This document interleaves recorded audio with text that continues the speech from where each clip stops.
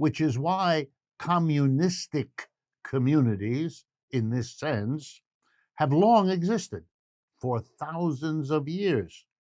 I'm going to give you just a few examples.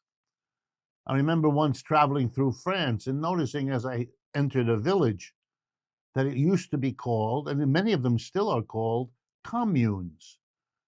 That's partly a description of their setup as a community, but partly a harking back to a notion of this mutually supportive ideal, this utopian ideal.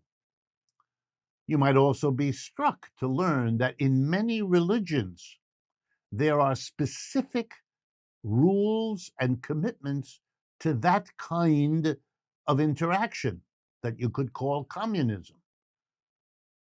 People interested in communism have noticed that, for example, medieval Catholic monks, orders of nuns, and all kinds of spiritually engaged people organized their communities where they lived and where they worked in this mutually supportive way.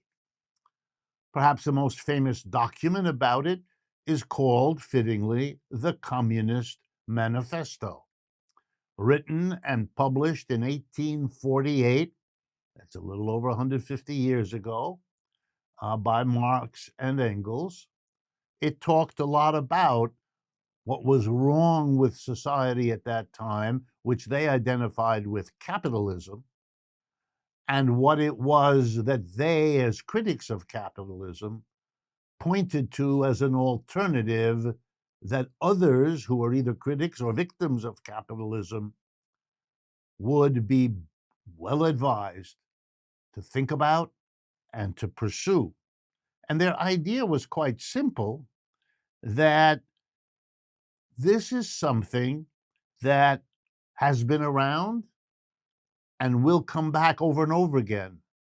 Indeed, they opened the Communist Manifesto with that famous line about communism is like a ghost haunting modern society, with the image constantly of how things could be different and how things could be better.